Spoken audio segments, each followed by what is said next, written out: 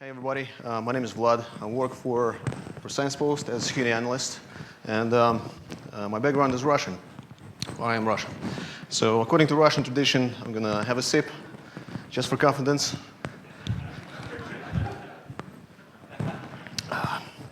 Shit. Yeah, and the ball is going to go up there. Okay, so let's start. Right, why am I here, guys? It looks like as everybody is afraid of us, and we're not that scary. So yeah, I'll try to reflect the Russian underground here on the legal side. And there are guys from Microsoft, and there was some conspiracy around whether this talk is malicious. Yes, guys, this talk is malicious. And apparently, a lot of things that come from Russia are malicious, and in accordance to the news that we're following up from there from within the last few months. So yeah, if you don't understand my accent or or want me to slow down, please ask me to do so, and I'll if any of the vocabulary I'm using is not understood, just stop me and ask questions within the context. Right, again, Russia. So why is everybody afraid of it? And why is it so scary?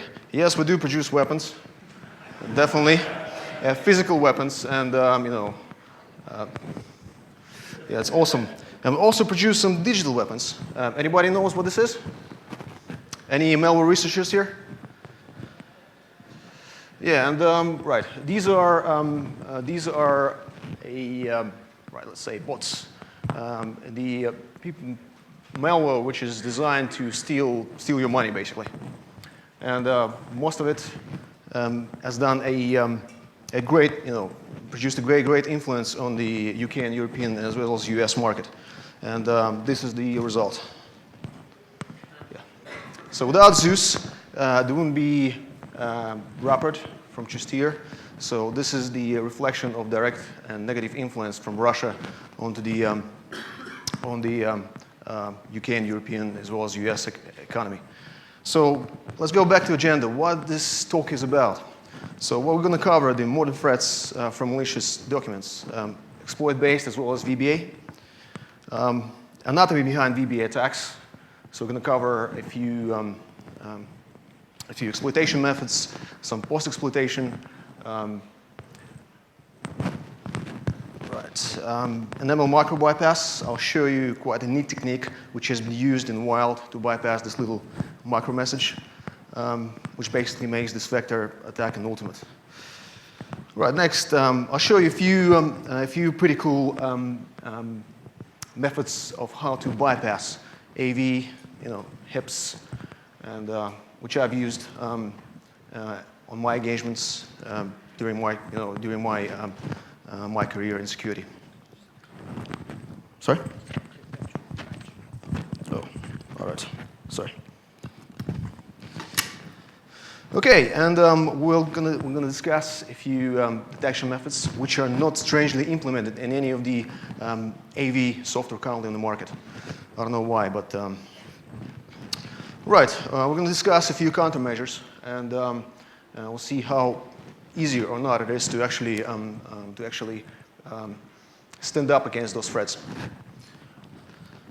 All right, let's imagine a hypothetical nightmare scenario. So I had an experience with a UK car finance company a few weeks ago. So I was taking finance for my wife, and they've sent me a document which I had to fill in, an application form, and send it back to them. I don't see what actually stopped me from injecting a malicious payload into this document and sending back to them. Just imagine within the context how many documents are processed by this machine, on the other side, and what content I could have actually harvested from it. And I know for a fact that, again, from the underground sources, that this actually happens on a daily basis. The problem with companies that do not disclose this information to prevent damage to their reputation. So a lot of companies get hacked, and lots of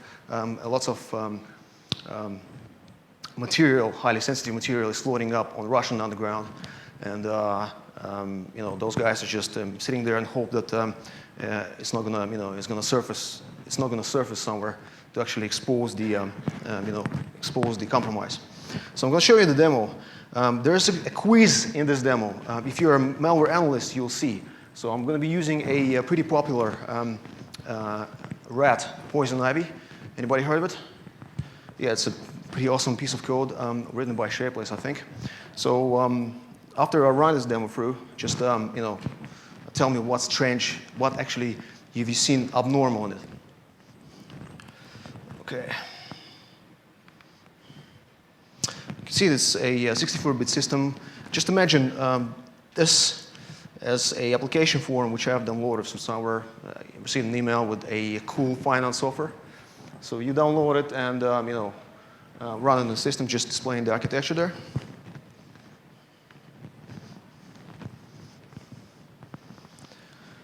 So it's a pretty cool car. It's a Russian car, by the way. Yeah. So and then you open up the application form. You see a few little bits and pieces there. It tells you, please, for live submission, please enable this. And I came across documents which use micro VBA functionality to submit the information centrally. So yeah, you enable it. You start filling the form in, and then what actually happens somewhere in Yekaterinburg, you'll see a session pop up there. Yeah, this little addition to the demo. Yeah, so there's a session, Poison Ivy session. The cool thing about Poison Ivy, which we'll cover later on, is that it uses process following technique, so you don't have to migrate. So as soon as you execute that VBA code, it actually spawns the process, like Chrome, whatever it is, with a suspended thread, replaces content with its own binary code, and resumes the thread. So basically, instant migrate. The EP, EB, and VAD tables are not affected, so it's very difficult to detect. So yeah, you can see full access to the system, and with full Poison Ivy AI capabilities. It works with Poison Ivy since Poison Ivy is a staged malware. It's similar to interpreter basically. So it loads up in memory, a very small stage, which then allocates some memory, and then copies the main functionality, the body of the actual Poison Ivy, into memory directly. So what's strange thing? What actually did you see there, which is not normal? If I replay it from the beginning for a second. So that is a 64-bit Windows and 7 SP1. So Poison Ivy, oh yeah, nice. Poison Ivy ended its career and doesn't support any systems from Vista, I think. So I wrote a simple patcher for Poison Ivy shellcode, which enables it to work on every single, on all the systems up from XP to Windows 8 SP1, which is great, and again, the shellcode is Q8, and we're using it in our engagements as well. So, all right, so let's continue. Okay, so from my social engineering and from my security experience, during a data extrusion assessments, as we call them. So when we target a particular organization for, from a social engineering perspective, APT-based attacks to emulate the real-world scenario, we use real-world malware, and obviously the code is Q8. So for example, Sakura is an exploit kit. Do you guys know what exploit kit is? Exploit pack? Yeah, it's basically a piece of web application which, when you hit it, it's basically analyzes your environment, your browser, the plugins that are used by the browser operating system, and it launches an exploit against it if a vulnerable plugin or a browser is detected. It's awesome. So Sakura is pretty, I think it's a dead project already, but within the Russian underground, which I slightly rewrote, zeroed up the exploits. Everything is Q8, and we're using it in our engagement. SolarBot is another relocatable code-based bot. What relocatable code means is that it's a shellcode-based bot, which doesn't require a payloader, so you can use it as a shellcode inside VBA, inside exploit, whatever. So yes, from my experience, during the last few years on APT, engagements against high-profile UK, US, Africa-based companies, I had about 95% of is Russia code per BIV success rate, load rate of the VBA loaders. So I was getting machines affected by this almost every single engagement. So that's the primary reason for this talk, the primary reason for this research, just to highlight the dangers of it. It's ridiculous. I mean, okay. So going back to exploit kits, why not exploit kits? And enforced browser updates. So the vendors are forcing browsers to update, which makes exploits, which renders them useless in many cases.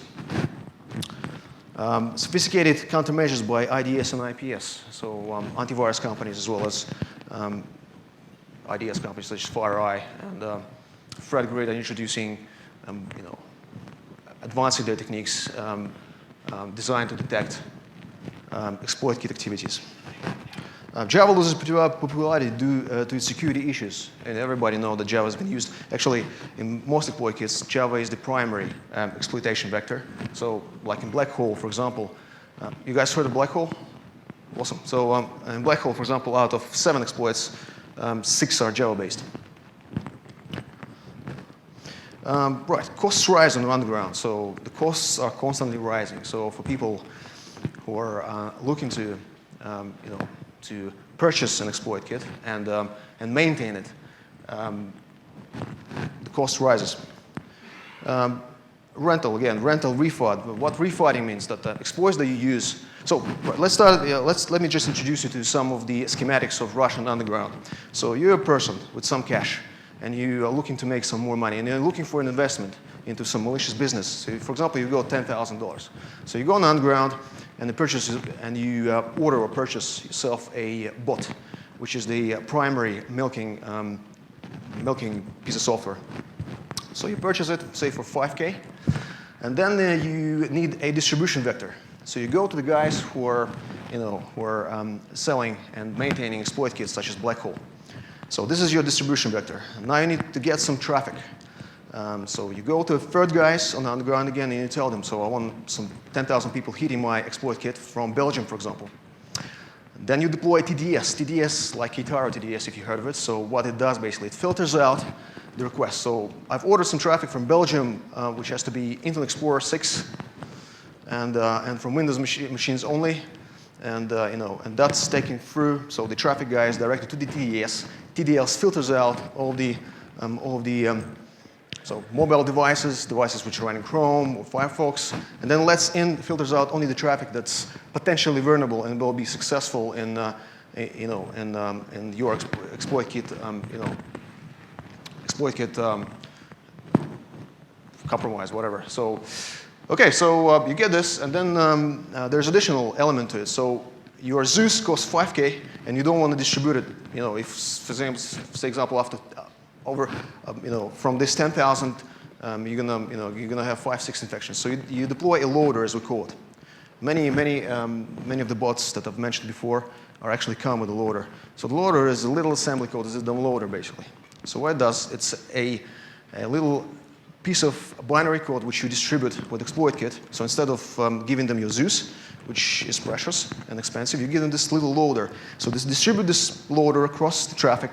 And when the number of infected machines reaches a feasible number, which is worth some cash or worth actually dealing on milking it, then you give a command to your loader to actually download and deploy Zeus on the system, and then the milking starts. And this is an entirely different story. So you milk it first for a few weeks, get the credit cards, get all the juicy data of the machine, and then you resell it for a lower price to the DDoS or pivoting guys, which deploy a VPN on it, or deploy a brute forces or use it for DDoS or spam. So it's kind of like hierarchical economy, which is going on there. All right, so traffic costs rise. Again, those traffic is sourced through for e-framing. It's through. There's a nice, neat new technique, when you can integrate an iframe into a flash file. Send this flash file to an unsuspected website administrator. He'll place it there, and everyone who visits the page will actually get an iframe redirect to the exploit kit. Right, and yeah, a lot of them converting to a lot of the underground teams, groups, hacking, malicious guys converting to APT, more direct attack, bringing some more cash. And I'll show you a few campaigns that have been running out over the last few years. Yeah, and Black Hole has been taken down, which is a big loss for us. Yeah. So why Microsoft Documents? Microsoft Documents industry standard and are trusted in most cases. We haven't had, unless there's a uncleaned shellcode payload is present within the document, we had not many issues actually bypassing any internal, any inbound protections. Extensible code execution capabilities, VBA engine, which is a godsend actually for us. So it provides you with unsandboxed execution environment, which you can use, as if you would send an API file and they will open it. And I'll show you how it's done later on. It's installed everywhere, so everybody has it, and there's no problem with that with most clients and targets.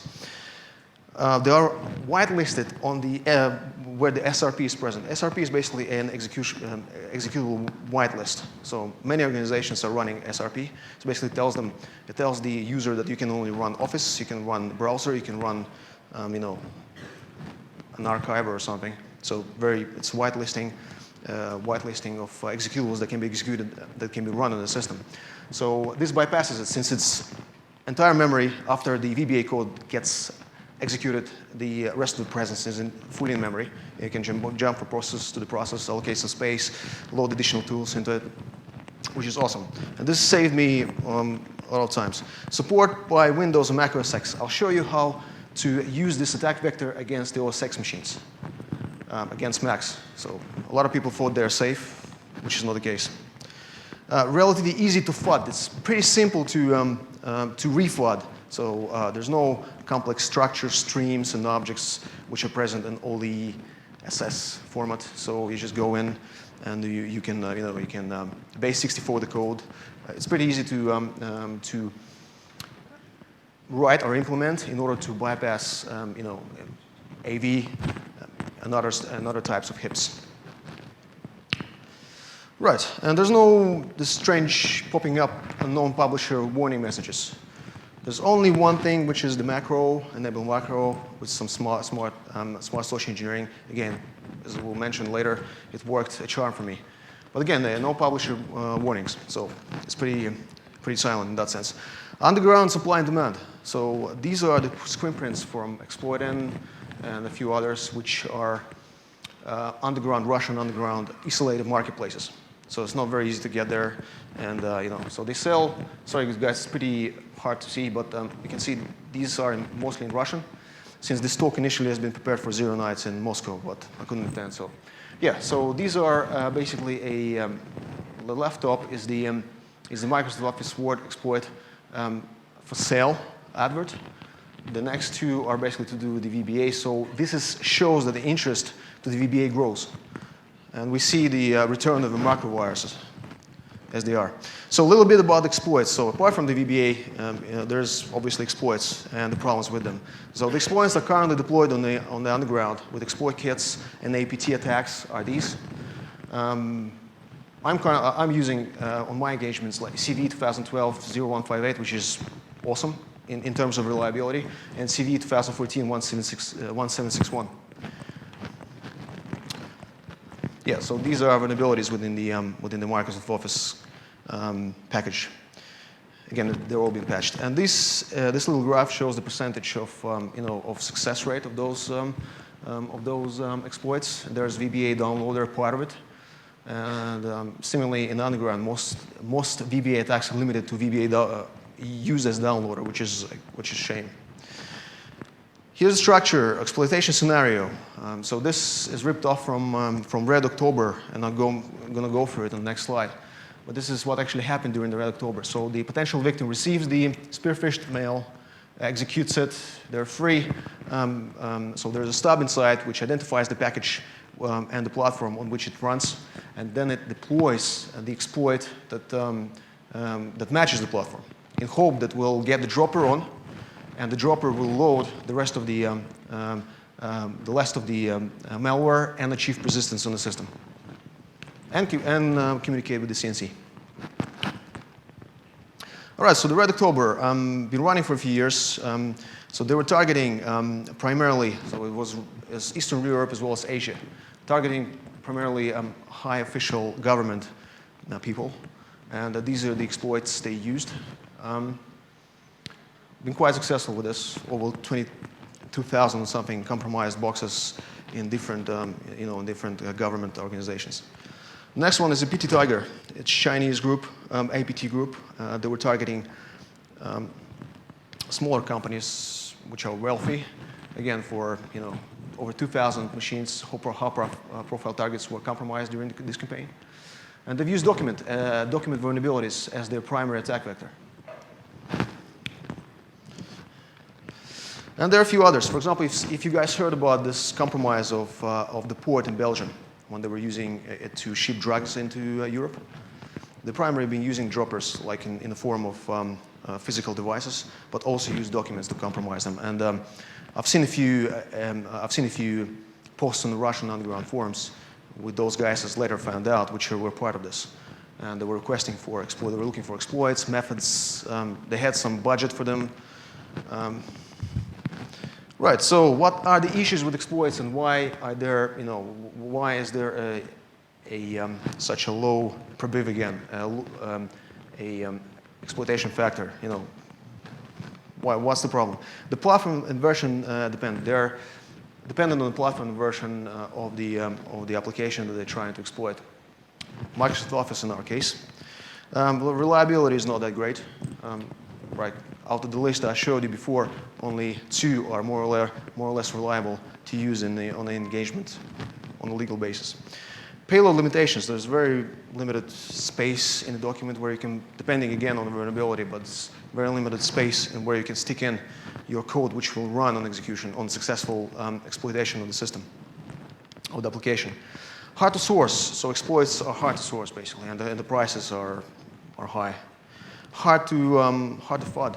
Hard to make them invisible for antivirus companies, and then you have to pay for it again to do this.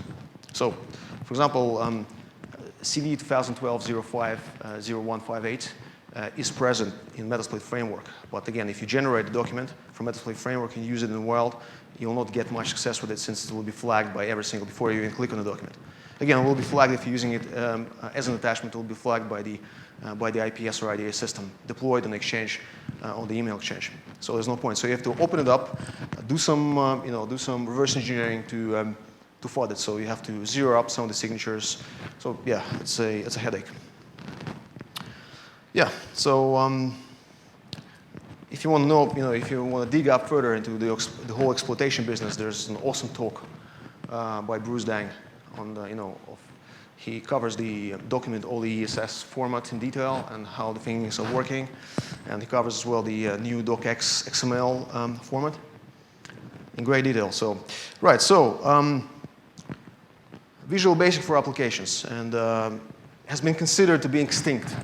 So last time I heard of it before actually being had my hands to play around this malware was 2001, 99. So people are macro viruses. Yeah, the past doesn't work anymore. But I'm gonna show you otherwise. So pretty recent articles. So people are kind of turning their head towards the VBA, and it's good. So the awareness is rising, as it seems. And yeah, the VBA is not dead in its back. Again, the influences of that is the underground. So they're kind of moving more from exploit kits to a more directed APT. And the most effective methods is documents, PDF files, like CD 2015-0640, I think, which is the most mostly used exploit on the underground for sandbox escape. And it covers but it's not a talk. Yeah, so people are aware, getting to be aware of it, which is good. So what is a macro? The good, it's some Microsoft Office embedded code written in the Visual Basic for applications.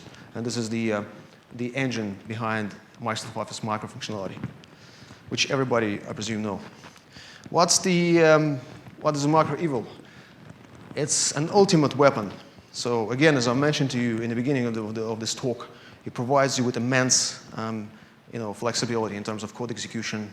So you can integrate code into it, run whatever you want, load stuff, communicate with external operating system libraries like kernel32, import API from it, and use them within the code, which provides you with which provides extensive potential in terms of exploitation and persistence on the system compromised.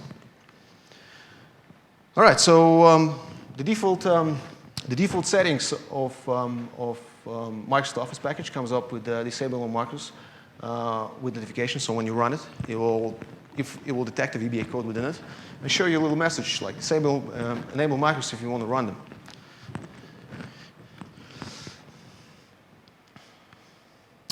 The primary distribution vectors is email, obviously, drive-by downloads. Believe it or not, but they're can't see it there. Sorry. Yeah, so drive-by downloads, believe it or not, but I know a guy, again, on the Russian underground, works on document-based exploit kit. There's, it's kind of strange implementation, but he's getting some numbers and, works pretty fine. Software documentation. So docs can be shipped, document files can be shipped with software.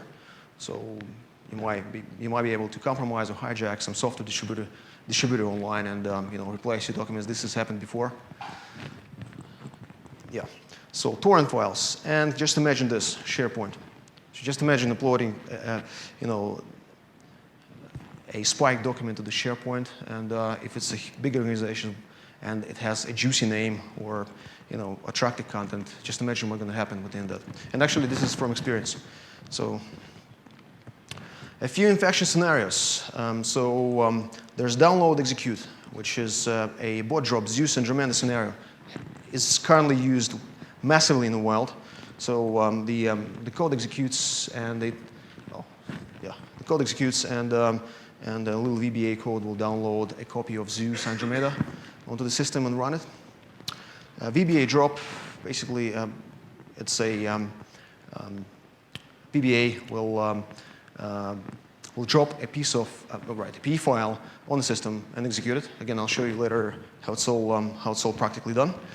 Direct memory injection, which is if any one of you went to the Dieter Stevens lab last night, so that's the technique primarily described on his workshop. Yeah, so again, available via Metasploit framework. It injects shellcode directly into an Excel or other Office application memory and runs off there. So, yeah, sorry. Yeah, process solving, again, it's a method of escaping exploited application while the compromise is happening. Again, I'm going to show you later on how it's all practically done. With PowerShell, you can invoke PowerShell from within VBA easily. And with the syringe technique, if you guys have heard of a syringe technique, it's again a direct memory injection tool, a method using SEH to execute shellcode in memory. It's an awesome. So yeah, these are all the capabilities, and it's not just limited to this. So there's at least much bigger than this. So download execute. I'll show you a quick demo of what actually happens during download execute. So let's run down exec. So just imagine you opening up the document.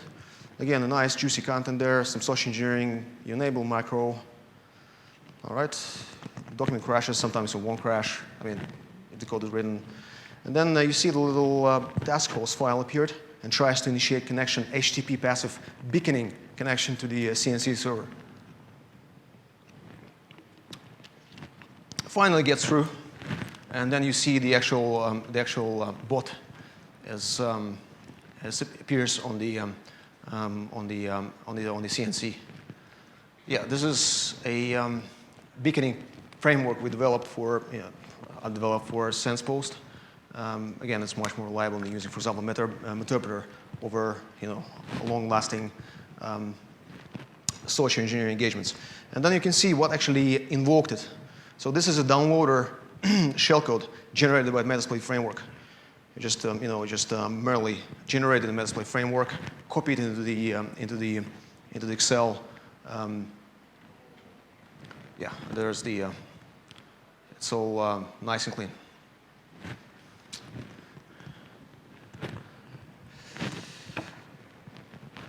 Okay, back to the presentation. All right, give me a sec. So yeah, just imagine an Andromeda successfully got executed on the target box. Next thing, what actually happens is this. So the milking starts. This is a control. This is the CNC of Andromeda. One of the most famous, I don't know if it's the correct way of saying it, bots currently used on the Russian as well as European underground. And this is milking, usually happens over a few weeks, and it ends up with this. Yeah, guys, these are the credit card numbers and a screenshot from one of the underground forums when they get sold for $10. Yeah. All right, so we all think, as well as myself, up until recently, that Macs are safe. No, Microsoft Office for OS X is shipped with the VBA engine as well. And the shellcode there is the piece of shellcode, one of not many that can successfully run on all the tree of OS X versions. So yeah, it was used in the flashback botnet, which targeted OS X machines. And there is the VBA code which was used and still is used to actually get the payload on the system, run it, and get a remote access to the machine. So I'm going to show you the demo of how it actually runs.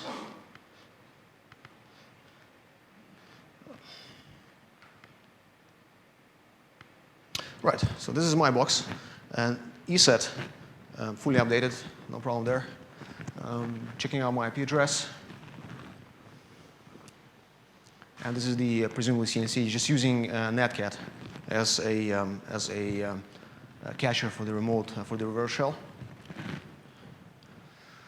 Okay, now running the document on the OS X box. I'm going to disable macros, just view the document, what the hell is going on there. And yeah, I'm going to run it again. So there are some documents, there's some elements, as I presume, which were not displayed, and run it all over again. Enable macros, and you see the result is. So instant access to the OS X operating system. If you guys want me to repeat the demonstrations, I can do that without any issues. And this is the code I've used. So basically, just using curl to download the compiled shellcode and run it on the target system. Easy, but I had great success with it against OS X machines, and yeah, it works quite well.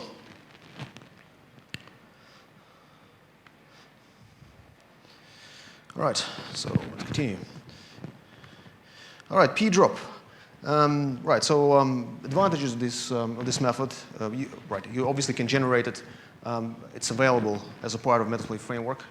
The problem with it is that advantages with it, the shell will be injected. The shellcode will be injected into memory space of the Microsoft Office application that's currently running the code. And the problem is that if you do not migrate on time and they will close the application, you will lose the shell.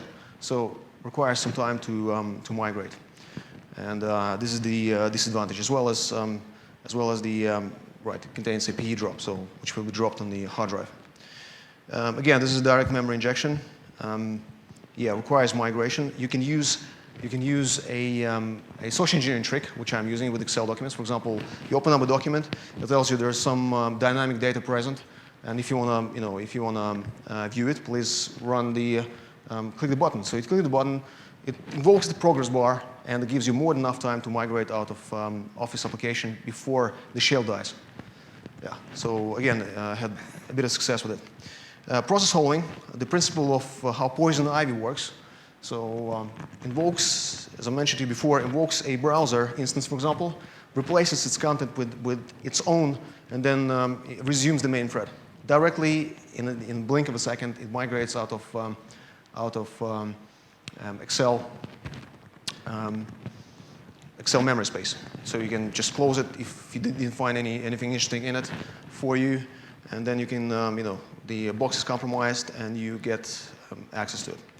Right, PowerShell. So PowerShell can be invoked easily from within VBA environment, and that gives you great flexibility and functionality. For example, in this case there, I've used the syringe invoking a PowerShell application with a syringe payload in it. So again, it's direct migration. So we will load the code up into the memory space of Excel, of an Office, and then the shellcode with the code itself is encrypted, and it will invoke a migration scenario. So it will migrate. A bit slower than process solving, but it works. Right, and then everything is limited by your imagination. So everything can be done there. So there are many scenarios which you can use. Basically, it's again provides you limitless capabilities on the target system, and the engine is present in every copy of Microsoft application. A bit of AV evasion. This is a zero-day method, more or less. So no zero-day discovery there. So yeah, I was able to bypass most of the antiviruses by simply calling the API from kernel 32. So this is the little import table that you need in order to execute shellcode. So it is present within the VBA code. So you're calling a few API functions. In this case, is the virtual locate, copy memory, and run thread. So the only difference between these two is that on the left-hand side, I'm using alias to call the API functions, and then you're reusing this alias, alias, whatever, inside the actual body of the VBA, avoiding the presence of API names within the body of the actual VBA, which works well against the signature scanner as well as static heuristics on the antivirus side. So I'll show you a demo of actually it's bypassing the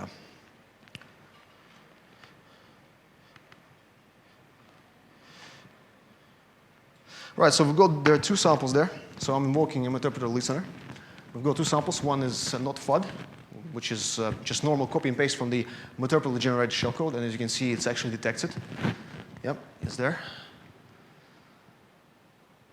Right, and then a very little modification. So I'm going to open it up, and you'll see that it actually runs.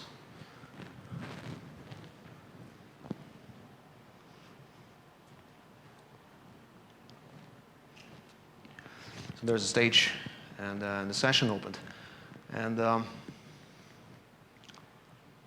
yeah, there's a session.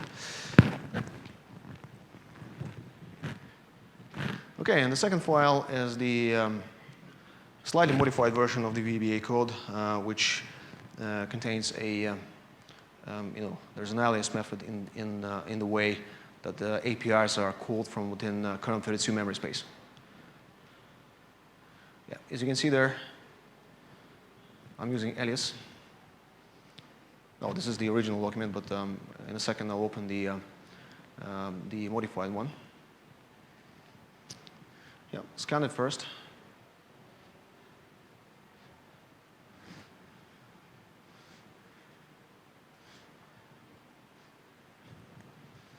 Yeah, it's clean, nothing there.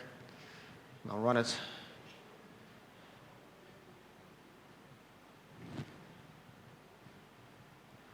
Still get a session.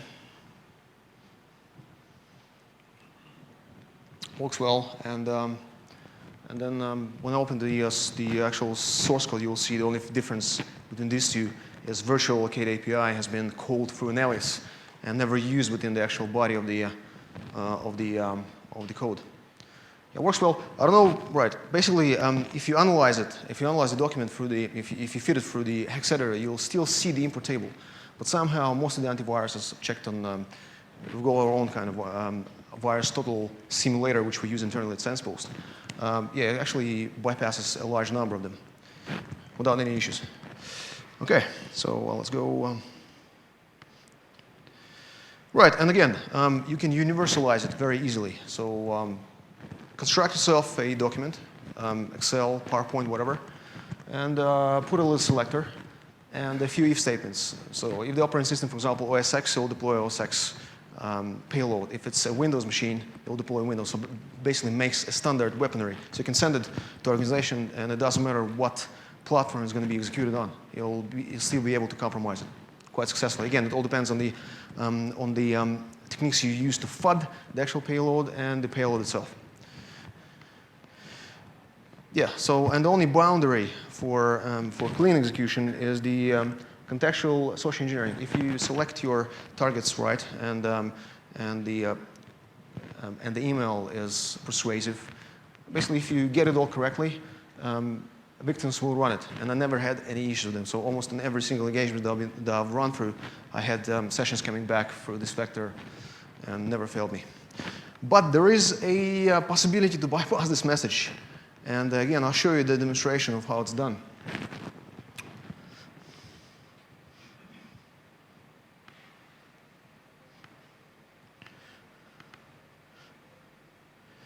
Can you see there? So right, just imagine you download an archive which contains, it's clean archive, nothing there, you know, clean document. And inside of it, you have a little document file which contains some encrypted data as it appears. You know, you just hover over it. Oh yeah, please run this little stub. Yeah, and then I check out our micro security settings there. And as you can see, they're set up to maximum. Disable all macros, don't run anything, don't give a shit about what's actually inside. All right, so yeah, but the macro is present. So I'll show you how to invoke macro nevertheless. So this is the VBS code. I know some will argue the person will need to run the VBS, and you know, and there's additional executable present. But believe me, there are some techniques which you can pipeline it into one nice archive, and you run it. It still you know, executes the shellcode that's located within the macro within the document itself. Again, in some cases, you know, I'm analyzing a fair bit of malware, and I've seen the actual document file. With a different extension, it just says data, but apparently it's a document file. It's just used as a container to carry out the shellcode and deliver it to the target system, and then is used to actually used by this little VBS script to call the shellcode from within it. Last thing I analyzed, I remember there are books distributed with it, which are designed to run on macro on some older versions of Microsoft Office. Right, detection. How to detect it? It's pretty simple. I mean, the best results we've achieved and advised you know, advised to our clients is to actually pipeline with few AV engine solutions with Office Malware Scanner, which is a I'm not sure it's open source, but it's a free engine, which has got some heuristics techniques built inside of it to detect presence of malicious code within documents well. And I don't know why these same techniques are not replicated by majority of antivirus vendors. They're just not. Believe me, guys, I've checked. And you know, as you can see, it's pretty easy to detect them inside. So just you can see, static heuristics can easily identify the sequence of dangerous APIs present within the code of the application. And I'll quickly, running out of time there, I'll quickly demonstrate you the actual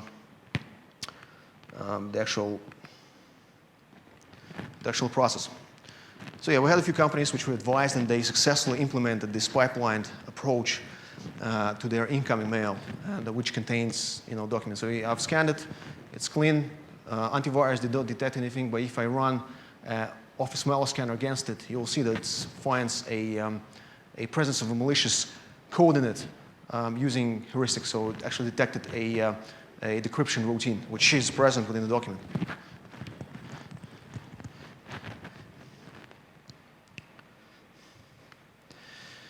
Detection issues. It's not a PE file, which seems to be a problem for a few of the malware researchers I know. There's no proper dynamic heuristics emulation has been implemented into AV, IPS, threat grid, FireEye, and we've been successful to bypass most of them. So you send the file, there's not much emulation going on. They see it's a document file, they kind of statically scan it for some dangerous strings within it, but there's no advanced heuristics run. Engine which detects the advanced heuristics sequences of the API or other bytecode inside of it. Forensics issues. So if there's no PE, it's never happened. So it's quite easy. You just imagine a scenario when they send somebody the document, he'll invoke it. There'll be some interesting content within the context of his business. He'll read through it and why you reuse the same document all over again.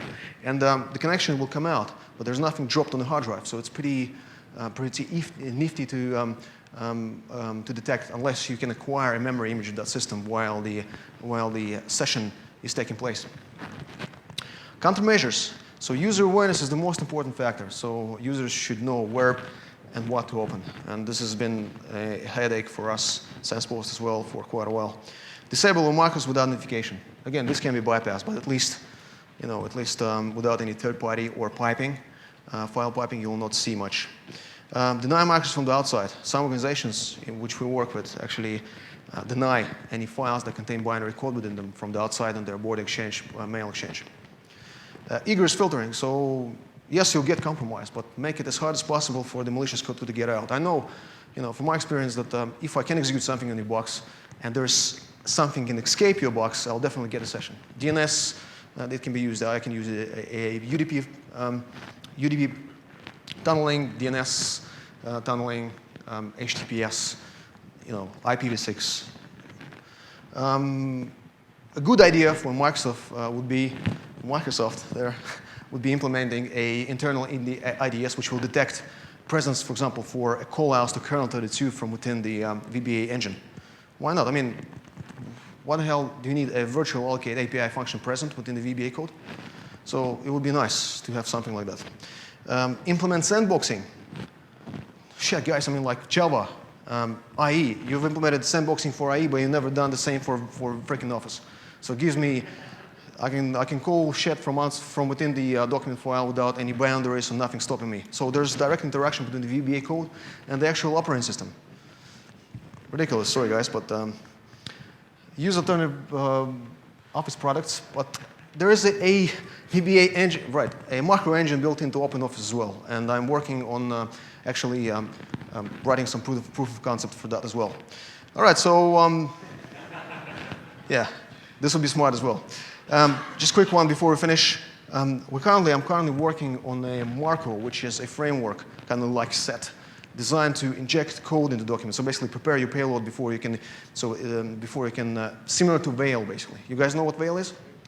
Yeah, it's a open source AV evasion framework, which is available for free. So this is going to be pretty much the same, but to do with documents. So different vectors, different methods of injecting documents with code and applying FAT techniques to it. It will be available on SensePost blog in a few weeks. And thank you very much, guys. And so all the material and the videos, as well as some sample files, you'll be able to find over the weekend. I'll place them on the SensePost blog. Please visit. And we're still kind of under question whether we're going to release the Poison IVI patched a shellcode patcher. So basically, which will enable you to use Poison IVI code across all the operating systems starting from XP. It's an awesome tool. I mean, I've been using it. And actually, I'll be honest with you, I purchased the gold version when Shapeless was selling it.